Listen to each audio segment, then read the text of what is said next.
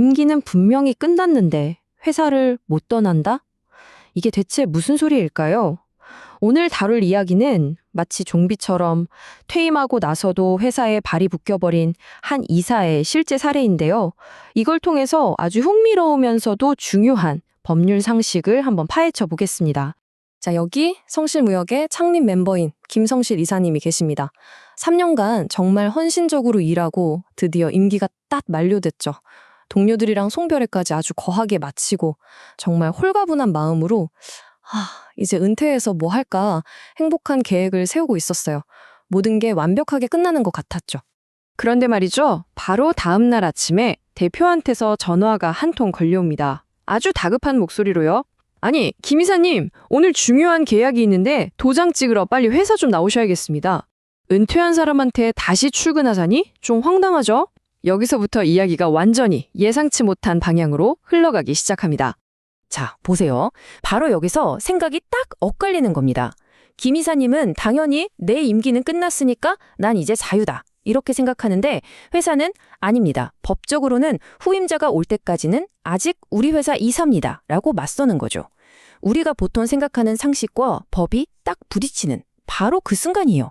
과연 누구 말이 맞는 걸까요? 여러분 생각은 어떠세요? 계약 기간이 끝난 개인의 자유가 먼저일까요? 아니면 회사의 원활한 운영을 위한 법적인 의무가 먼저일까요?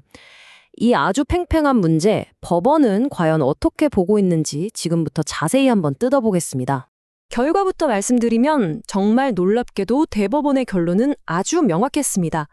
후임 이사가 선임될 때까지 김 이사는 이사로서의 권리와 의무를 그대로 가진다.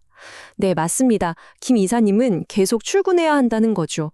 아니, 왜 이런 판결이 나왔을까요? 그 법적인 근거를 한번 따라가 보시죠.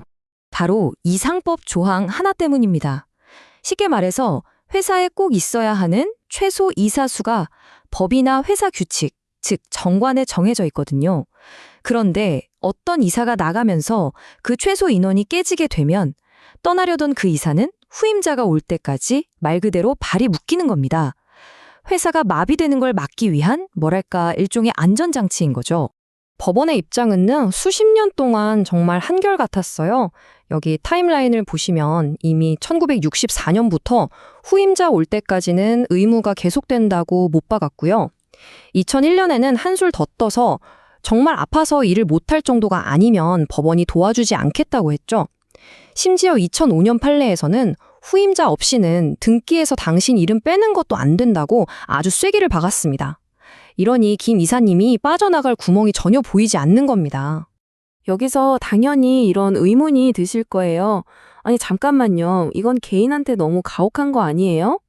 맞습니다. 언뜻 보면 개인의 자유보다 회사의 유지를 더 중요하게 여기는 것처럼 보이잖아요. 그런데 법이 이렇게까지 판단하는 데에는 다 그럴 만한 아주 중요한 이유가 있습니다.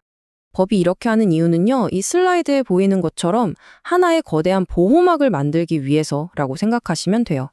만약에 이사들이 갑자기 다 떠나서 회사가 그냥 멈춰버린다고 생각해 보세요. 그 피해는 고스란히 직원들, 주주들, 또 그 회사랑 거래하는 수많은 거래처에 돌아가겠죠. 법은 바로 한 개인의 자유보다는 이 비즈니스 생태계 전체의 안정을 더 중요하게 보는 겁니다.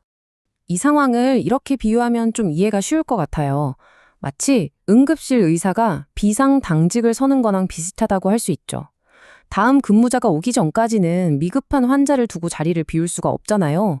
그것처럼 법은 퇴임하는 이사에게 회사가 건강하게 유지될 수 있도록 잠시만 더 그 자리를 지켜달라고 요청하는 셈입니다. 자, 그럼 제일 중요한 거. 이런 억울하고 황당한 좀비 이사가 되지 않으려면 대체 어떻게 해야 할까요? 지금부터는 회사와 개인 모두를 위한 아주 현실적이고 실용적인 예방법 그리고 해결책을 알아보겠습니다. 이 상황을 막을 4가지 방법 단계별로 알려드릴게요.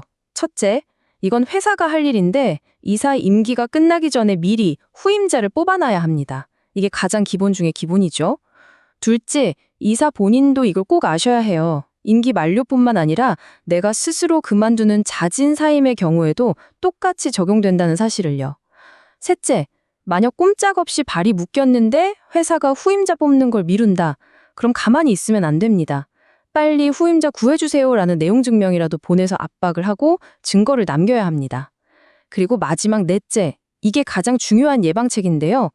우리 회사 정관을 미리 확인해서 법적으로 필요한 최소 이사 수가 도대체 몇 명인지 꼭 알아두는 겁니다. 자, 이거 정말 중요한 예외 조항입니다. 모든 회사가 다 똑같지는 않거든요. 특히 자본금이 10억 원 미만인 소규모 회사는 이사가 한두 명만 있어도 법적으로 괜찮습니다. 그러니까 만약 우리 회사가 여기에 해당되고 내가 나가더라도 다른 이사가 한 명이라도 남아 있다면 이 무시무실한 좀비 이사 규정에서 자유로워질 수 있다는 얘기죠. 그러니 정관 확인 꼭 해보셔야겠죠? 자, 오늘 이야기의 핵심 딱 한 문장으로 정리해 드릴게요. 여러분의 진짜 퇴임일은 사직서를 내거나 임기가 끝나는 날이 아닙니다.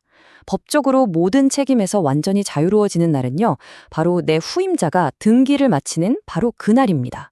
이걸 꼭 기억하셔야 돼요. 결국 이 사례는 단순히 한 이사의 억울한 이야기를 넘어서 우리 모두에게 아주 중요한 질문을 던지고 있습니다. 우리가 상식적으로 생각하는 끝과 법이 규정하는 책임의 끝은 이렇게 다를 수 있다는 것.